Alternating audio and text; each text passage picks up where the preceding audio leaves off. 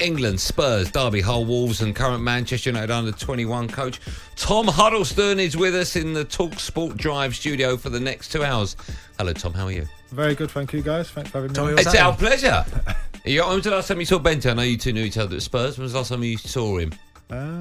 Probably playing against him. Yeah, maybe. probably, yeah. Has he put on a bit of timber since then? You can be honest. No, he's got baggy clothes on, so it's hard to tell. That's why he's got baggy clothes on, right? Mate. What? Not anymore. Who's it that came in the studio the other day and said you put on a bit of? Who's that? He was joking. Who's that? Dyer. Kieran He was Dyer. joking. Yeah, He was no, he obviously wasn't. joking. He meant it. You all right? You good? You well? Why are you down in London? It's not just to see us, is Yeah, it? just to see you. Is it guys really? For a few hours, yeah. Oh wow, how nice is that? It's very kind of you. You're currently in. Are you living in Manchester then? Main base is in Nottingham. Stay up in Manchester if we finish late, but generally back and forth between the two. Okay, we'll talk. Nottingham and Derby. Oh, the connections and that. Didn't we get a bit of grief? I was born and raised in Nottingham, so Oh yeah, of course you were. let go by Forest at 12, so not my fault that I ended I went to the enemy. On purpose as well. You're looking very well, if you don't mind me saying. No, feeling good. Hair looks good. Yep. Yeah. Had to keep up with you in the studio today. I've got great hair. You haven't. I'm getting the shampoo ad soon as well, by the way. You're That's not. happening. No, I am. That's happening soon. What company? I can't say yet because I haven't paid him any money, but shout out to them very soon, all right? But you don't want to talk about me. We'll talk about Tom. We've got a superstar in the studio. We were talking earlier on. He better be lying. No, I'm deadly serious. Joe knows. Joe, look, he's nodding. Look at devastation on your face. We were talking earlier on, and we'll talk more about you and your career a bit later on in the show, but we were talking, Benty, I don't know if you heard it, Benty listed you in the top 10 Premier League passers of all time. That's some compliment, right? Yeah, I appreciate it. Obviously, I'm a football nerd, so our era's been from the start of the Premier League kind of thing, so yes, appreciated, Benty. That's nice. What a range of passing. When you say both feet as well. When you say football nerd, what do you mean? No, in terms of literally any game that's on the telly, any league generally in Europe. Yeah. Obsessed with watching. Probably more so when I was younger in terms of the foreign leagues, but yeah, just love watching different styles of football. I mean, that leads me beautifully into where I want to start our conversation. Do you watch the Saudi League? Not at the moment, no. You don't? Why are you smiling? I'm sure it'll pick off eventually. Nice pun. I want to talk to you about Jordan Henderson. Is that okay? Can I get your views on that? I know he's Benty's friend. Benty's moving away. He finds it. Listen, I totally understand. We should put it out there because it's obvious, right? I totally understand. From Benty's perspective, it's his mate. So it's very, very difficult for anyone to talk negatively, even if they feel that they want to. I'm not suggesting Benty does in this case, but it's very difficult to talk about something openly if you know that person incredibly well. So I totally understand that, okay? But having said that, I'd quite like to get your view on not just Jordan Henderson. We'll get to Jordan in a minute, but I want to get your view on what you think the Saudis are trying to achieve. Is it difficult to do? Do you think they'll be successful in it or not? I think it will be difficult to achieve in the short term. Obviously, they've got some huge players over there.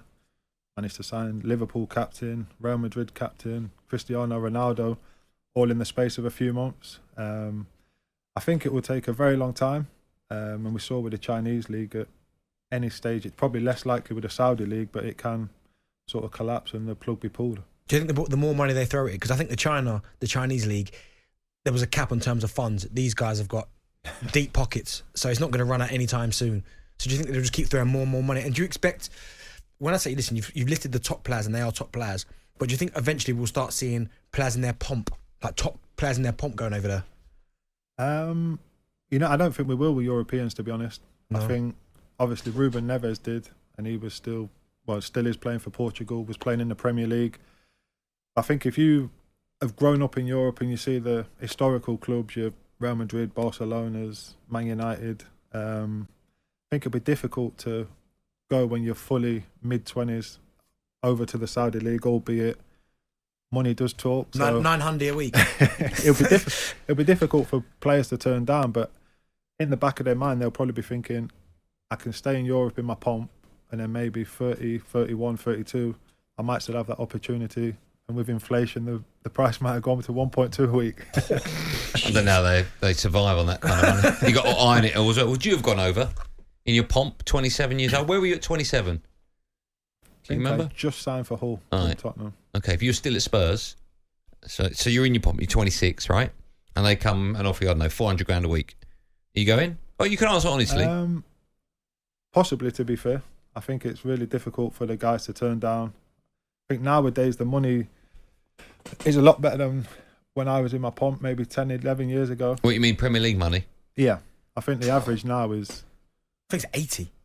yeah, probably a lot higher than when we were playing. Hold on, let me just find that violin. Honestly. No, seriously, because my heart's bleeding for both of you. No, you're just talking about obviously. Sorry, you can't. No, but listen, my point is, right. Sorry, is that, I'm going to write it down, right, Tom. I know that he was on that a week at least, right? right, no, listen, right. Come on. My point is with him is that inflated, but the average has gone. Like top players, terrible now. Used to be in that bracket. Yeah. Now the average players on that bracket. I know, but it's still extortionate amount of money. We didn't say it's not. I'm just saying it'll be more difficult then to turn that kind of money down. Whereas now, if you've got a player on, I don't know, 250 grand a week at Man United, Real Madrid, Yeah. as opposed to 400 grand a week in Saudi, I think they're more likely to stay in Europe. Yeah. Hopefully. At Real Madrid, yeah, probably not. Yeah. You mentioned Ronaldo, right? Now you would of course been at United when he was there. Yeah. Okay. What was that like on a day-to-day basis? Seeing someone like that come in, did they integrate like any other player? Which I'm guessing no, because you can't when you're Ronaldo. Or was there that aura like a Hollywood superstar has walked into the club every day? To be fair, from my point of view, obviously being a coach in the academy, never really get to see that side of the first team environment.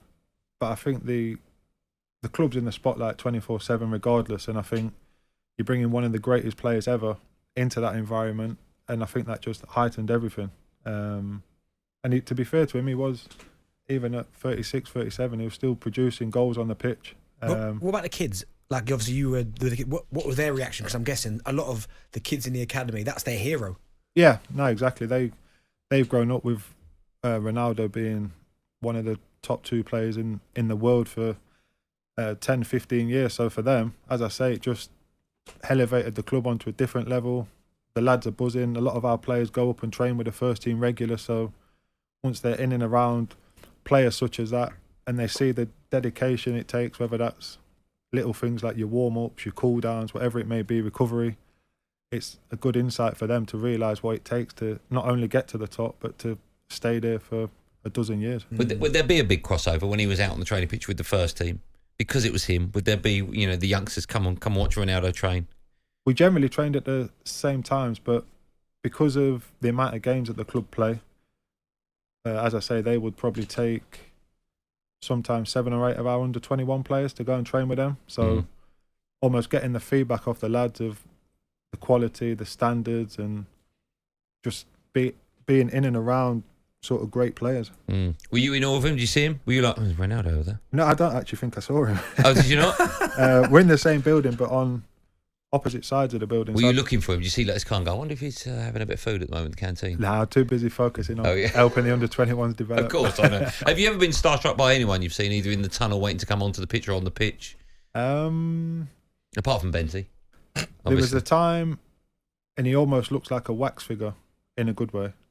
When Beckham came and trained at Tottenham, it was like, even I think I'd been in a couple of England squads with him before, but you're still in the change room thinking, he don't look real. You only sort of see him on the telly generally, but that's great. Yeah, Bex is probably the only one. Yeah, we talk about wax. No, what you mean is like exactly right. Yeah. You mean like a Hollywood superstar? Yeah, basically. Yeah, but his face is perfect. Right. There's nothing wrong with his face. No, okay. He loves him. I love Bex. We'll talk about Bex a bit later on. All right. Just staying with the Saudi angle. Jordan Henderson looks like he's going to leave. Looks like he's going to go to Ajax. I think for tax reasons, he's got to stick within the European destination. What do you make of the fact that I was listening to talkSPORT this morning. These are not my words, but these are angry fans phoning up Jim White and Simon Jordan's show saying that he's sold his soul and now it's come back to bite him on the backside. What do you make with someone that was a spokesperson for LGBT? That lots of communities like that. He said he was going to go over there. He had a game plan to maybe educate, and after a very short time, he's now turned his back. And he's going to come back and play his football in Europe. What do you make of that? Do you think he's got egg on his face? Do you think it's not a good look for him? Obviously, because of the things that were spoken about beforehand, it's probably not a good look.